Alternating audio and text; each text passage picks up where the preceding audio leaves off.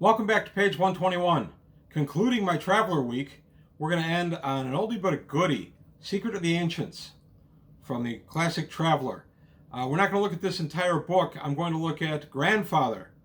Spoiler alert, if you have not read this book in the 38 years since its publication, I recommend you turn the video off. I am going to be revealing the Secret of the Ancients and who Grandfather is.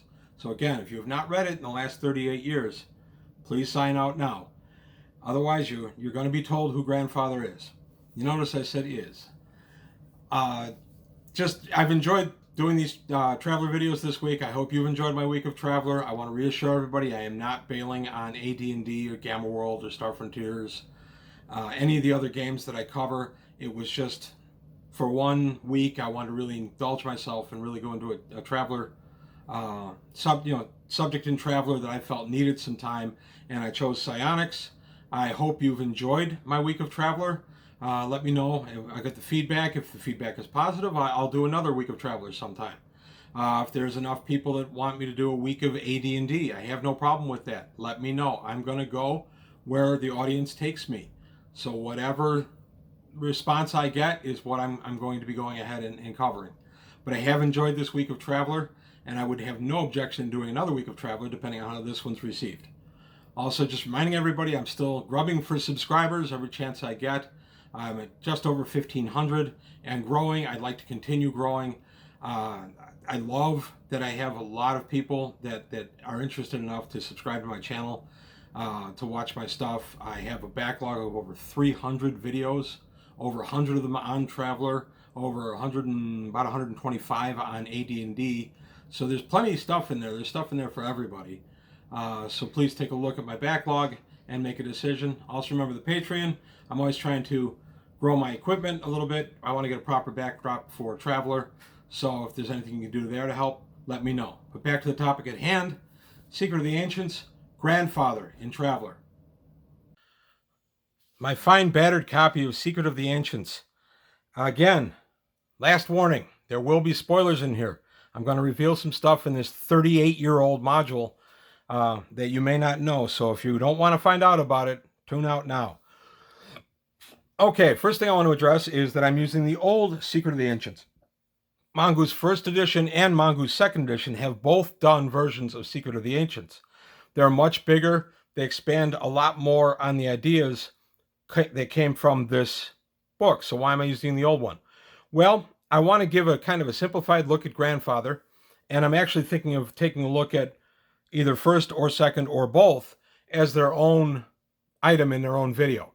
So I didn't want to roll that in, and I'm not doing books in this week of Traveler. I'm trying to do Traveler lore about psionics. So why Grandfather? Yazkoidre, as he's known. Why am I focusing on him in psionics? Well, simply, he's the strongest scion in all of Traveler. I'm going to tell you the Secret of the Ancients now. The Secret of the Ancients is, long time ago, about 500,000 years ago, there was a race of creatures, the Droin, and amongst them was born basically a mutant. This mutant had tremendous psionic abilities. He was tremendously intelligent, and he had psionic abilities that allowed him to heal virtually all damage to himself, and thus eliminating aging from him. And he decided that what he wanted to do the most was learn. So he decided to subjugate the Droin on his planet and use them to help him in his quest to learn. Grandfather came about because he decided after a couple thousand years of working on his own, he needed some help. And who better to help him but himself? So using his super science, he created 20 children. And of those 20 children, he allowed each of those 20 to create 20 children of their own. Now he had 420 assistants to help him go throughout the Traveler universe and learn things. And all he wanted to do was learn. So he would assign different tasks to his children and his grandchildren. That's why he's Grandfather, by the way. He's got 400 grandchildren. He assigned them various tasks and sent them on their way. And then when they finished the task, they would report back to him. That's one of the reasons why the items found in ancient sites are so diverse. Some were using totally different methods to accomplish the same thing. Some were using literally buttons to hold something together. Others were using metal rivets or some type of super glue. These were all aspects of the various tasks that grandfather had charged his children and his grandchildren with. And I thought that was one of the neater ideas of grandfather. And of course, his children, he and the children are the ancients. And they've gone around and they've gone ahead and they've genetically manipulated this or that. They went to Terra, Earth, and found humans interesting. So grandfather found humans and said, hey, you know what? You might make good servants or pets. So he took a bunch of samples at many different times and brought them to different planets and modified them so they could live on the planets in most cases, and then have them perform different tasks for him. Sometimes it worked out. Sometimes grandfather just let them be. He didn't really care either way what happened to them. So off they went. There's nothing in this book that says grandfather was a benevolent entity, just that he was powerful. At the same time he was taking Terran humans, he was taking Terran canines and uplifted them into the Vargir. The Vargir are genetically uplifted Terran canines, and they were created by grandfather. So after a time, as grandfather was doing his tasks, he would assign new stuff to his children and his grandchildren, and they start saying, hey, wait a minute. That's all well and good, but we've got our own projects going on, so we don't have time to take assignments from you anymore. We're going to do our own thing. At first, grandfather said, okay, whatever. Kids got to be kids. And he went on his own way. But then he found out that their various experiments were impinging on what he was doing. And one thing grandfather could not stand was having someone to limit his work. So he decided that they must be destroyed. And in a war lasting 2,000 years, that's what grandfather did. The various grandchildren, and some even wanted to create great-grandchildren, but hadn't done that yet. They suddenly found themselves assaulted by grandfather with super weapons and planet busters and nova triggers and things like that, and didn't really understand at first that he meant to exterminate them. After a while, they understood he meant to exterminate them. Some of them banded together to form different factions to fight grandfather. That really didn't help them. Grandfather, over a course of 2,000 years, eliminated all of his children and grandchildren. The book says that there were never any great-grandchildren, nor did grandfather lose track of any of them. He got them all. That has been changed a little bit, and I kind of like it, and that's the stuff of the Mongoose, the two. Also, there's a hint, not a hint, Mongoose has teased a forthcoming kind of a super campaign dealing with Secret of the Ancients, so I think that's kind of good. So now we go to the survivors. While grandfather killed all of his children and the factions that supported them, and many innocent bystanders, he did not destroy all of the droin. He decided to keep some of the droin in basically settlement worlds and let them live and prosper on their own, live or die as they would. That's why there are droins scattered all over known universe, especially in the charted universe, especially behind the Claw in the Spinward Marches area. There's a lot of droin over there. So grandfather, for his part, still exists. He's still alive.